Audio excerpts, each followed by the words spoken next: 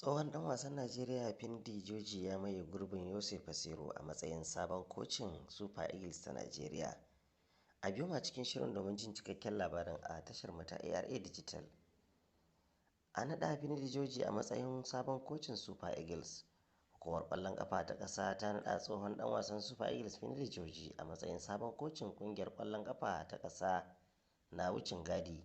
Ƙungiyar ta Super Eagles dai ta kasance ba ta da mai horaswa tun bayan da ta yi sallama da mai horarwa na ƙasar Portugal wato Jose Peseiro, wanda shi ne jagoranci ƙungiyar kaiwa ga wasan ƙarshe na cin kofin nahiyar Afirka da aka gabatar a ƙasar Ivory Coast.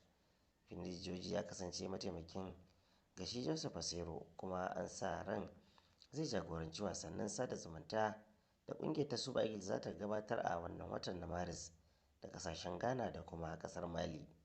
Tun da sabon kocin na wucin gadi, wanda a yanzu haka ke da shekaru 52 da haihuwa, ya kama aiki don ganin cewar ƙungiyar ta samu nasara a wasanninsa na sada zumunta da za ta fafata.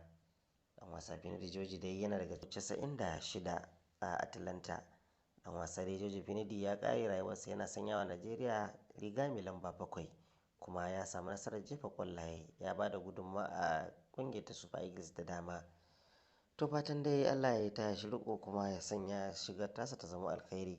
A baya dai an ba Sunday Olise, haka zalika an ba Stephen Keshi, waɗanda duka suna daga cikin 'yan wasan da suka ba da gudunmawa a ƙasar ta Najeriya. To biyu a cikin shiri na gaba domin jin wani sabon labarin da ɗumi-ɗuminsa a tashar tamu ta ARA Digital.